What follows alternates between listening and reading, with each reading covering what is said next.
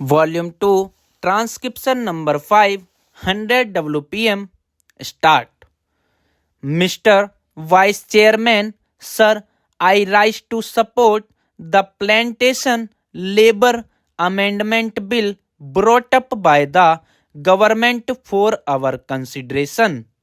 Sir, the sad plight of millions of toiling people who sweat on various plantations in the country to earn valuable foreign exchange for us is really too much to be expressed in words. These workers live and work in most inhuman and pitiable conditions. These plantations include tea, coffee, cinchona, rubber, etc. And as we know, tea alone is one of the major foreign exchange earners of our country.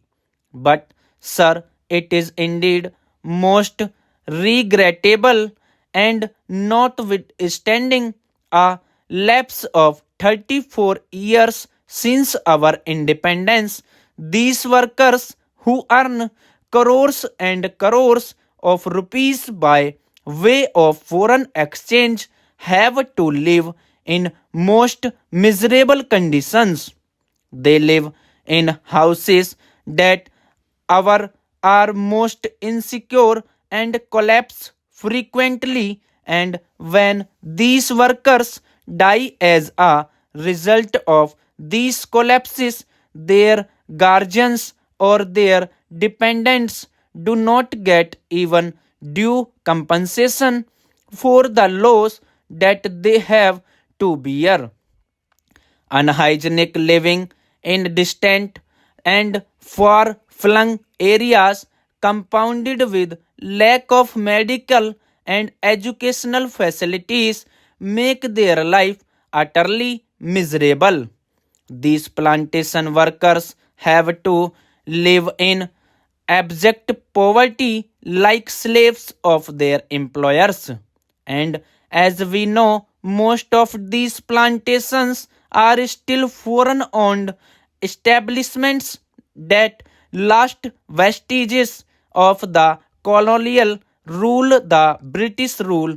And as I said, it is a matter of deep regret for all of us that despite enacting an act, the Plantations Labor Act 1951, we have not yet been able to effect any improvement in their conditions. I think the employers alone are not responsible for their miserable condition. We are also as much responsible as they are, because although we could enforce the enactment and we could improve their conditions much earlier, we have failed in doing so. Sir, on the 9th May 1973, this House, the Rajya Sabha, decided that a joint committee should be appointed to look into the desired amendment and put up a draft as early as possible for our consideration.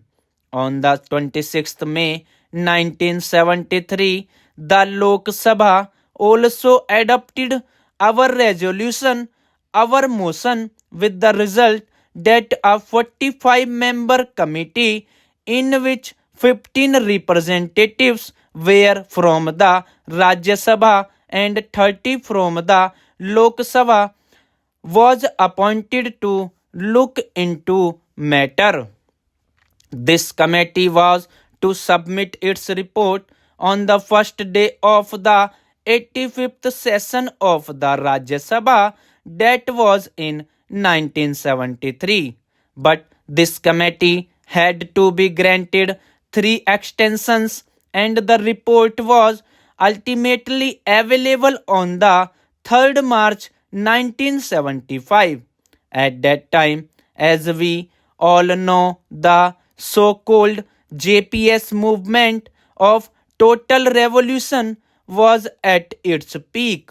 Within 2 or 3 months, the national emergency had to be declared, and during the emergency, priorities had changed, and we could not just effect this desired improvement at that time, and we could not bring about this legislation.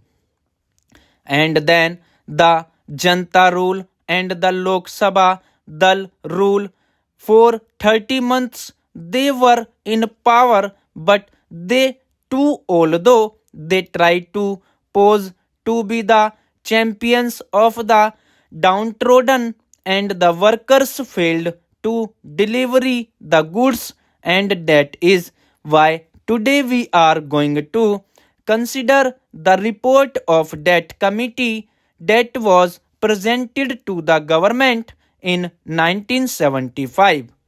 Therefore, we are also equally responsible for not ameliorating their conditions and their plight.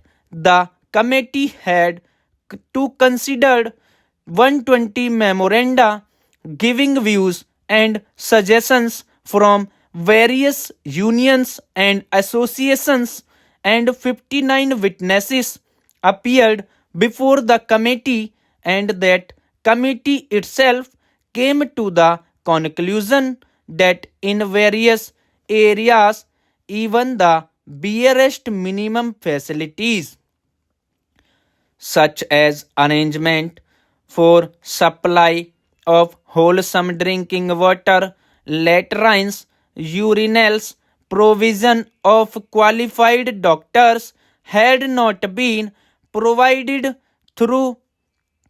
These amenities are a must under the Act. The Act has been there, but we could not enforce it. We could not implement it only because the employers did not want it. They did not want to give to the workers due justice in adequacy of punishments that are awarded under the Act is one of the main impediments standing in the way of implementation of various welfare measures. Courts generally take a lenient view of the offenses under the Act, and they let off the employers who are offenders with lighter punishment, which generally amounts to a fine of Rs 100. So, the committee's suggested amendment to Section 36 of the Act: an employer is required to provide these workers living accommodation, but generally, in spite of the fact that the government gives loans and subsidies to the employers for construction of houses, progress in regard to these constructions is very poor. As I said earlier, very unhygienic and insecure houses are there where these people have to live. Even compensation to the workers in the event of house collapse is not given. 840 words completed, 100 word per minute.